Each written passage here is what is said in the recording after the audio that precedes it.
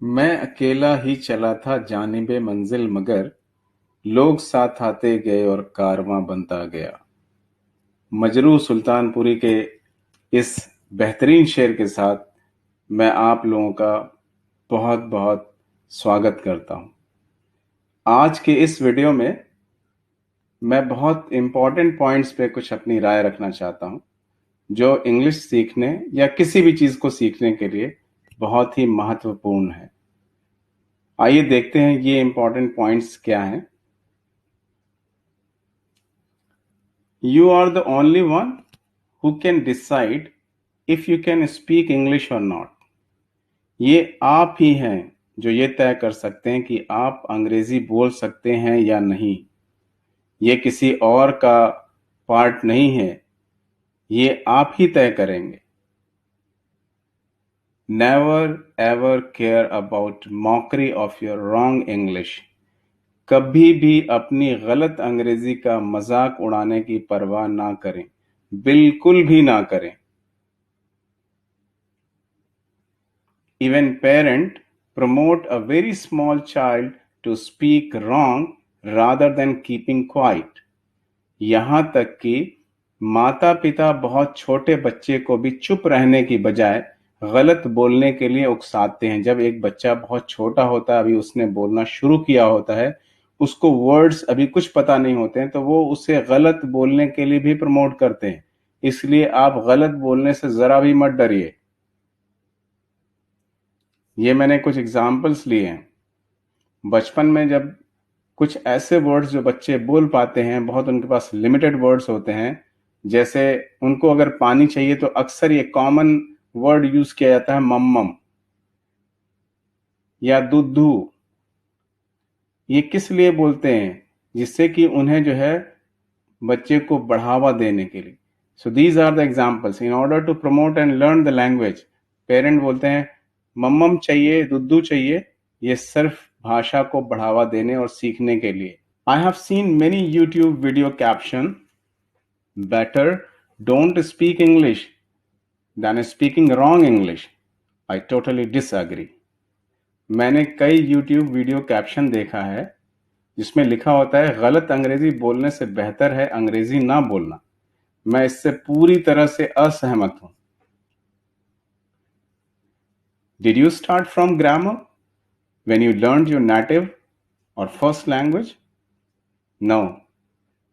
क्या आपने व्याकरण से शुरू किया था जब आपने अपनी मूल भाषा सीखी थी या अपनी पहली भाषा सीखी थी? नहीं। So why everyone is teaching you the complex grammar initially?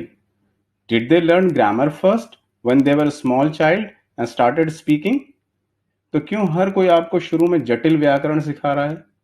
क्या छोटे बच्चे होने पर उन्होंने पहले व्याकरण सीखा था और बोलना शुरू किया था? बिल्कुल नहीं।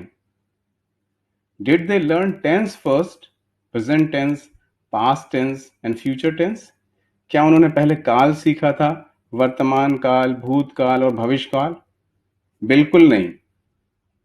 I have seen world famed English trainer Mariana Pascal who says let the people speak without any fear of wrong speaking.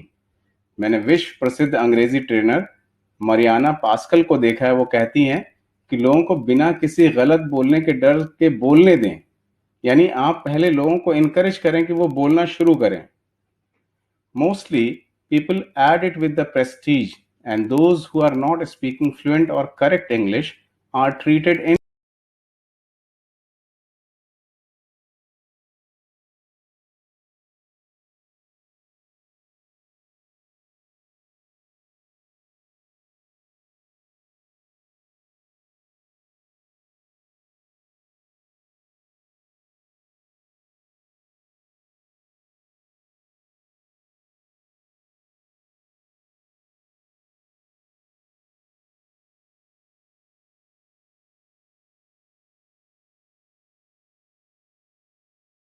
Mostly people add it with the prestige, and those who are not speaking fluent or correct English are treated inferior.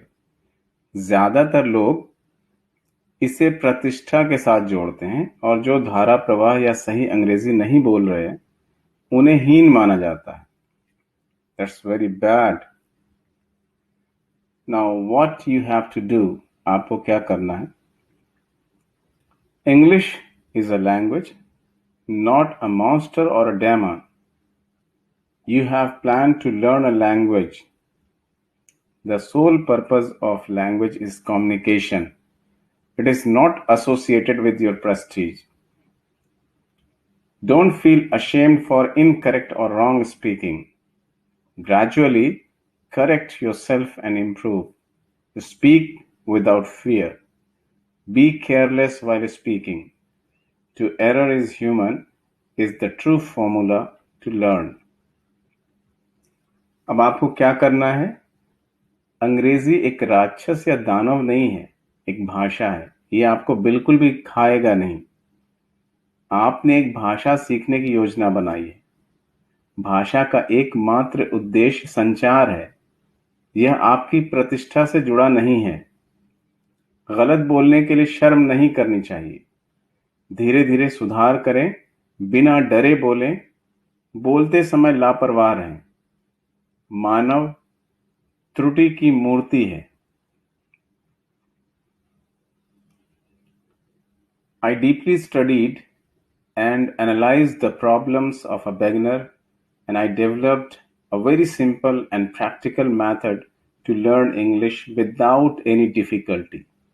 मैंने शुरुआत की समस्याओं का गहराई से अध्ययन और विश्लेषण किया और मैंने बिना किसी कठिनाई के अंग्रेजी सीखने के लिए एक बहुत ही सरल और व्यवहारिक तरीका विकसित किया है। This method will make you feel that it's very simple and easy. You will not feel any difficulty from the beginning until last. ये विधि आपको ये महसूस कराएगी कि ये बहुत ही सरल और आसान है। आपको शुरू से लेकर आखिर तक कोई कठिनाई महसूस नहीं होगी। I suggest you to start from the chapter 1 so that you will learn speaking by using a single word only. I have added the words in the sentences gradually so that it never seems difficult. मैं आपको अध्याय 1 से शुरू करने का सुझाव देता हूं ताकि आप केवल एक शब्द का उपयोग करके बोलना सीखेंगे और एक शब्द बोलना कोई भी मुश्किल काम नहीं है। मैंने वाक्य में शब्दों को धीरे धीरे जोड़ा है ताकि ये कभी मुश्किल ना हो और आप आसानी से सीख पाएं। Now I have told you all the aspects of learning English without difficulty. अब मैंने आपको बिना किसी कठिनाई के अंग्रेजी सीखने के सभी पहलुओं को बता दिया है। I wish you good luck. आपको शुभकामनाएं। So again, this is the last slide.